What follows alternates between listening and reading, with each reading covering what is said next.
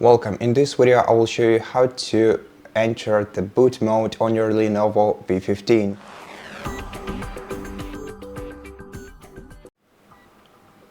In order to do this, you first have to make sure that your device is fully powered off, and once your device is powered off, you have to press the power button once, and right afterwards start pressing the F12 button and just wait until the boot manager appears on your screen.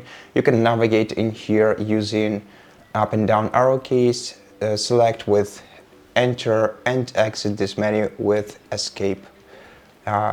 Once you exit this menu, you will boot back into Windows. And so that's how you do it. Thank you for watching this video. If it helped you, please consider subscribing to our channel, leave us a like in the comment below, and I'll see you in the next one.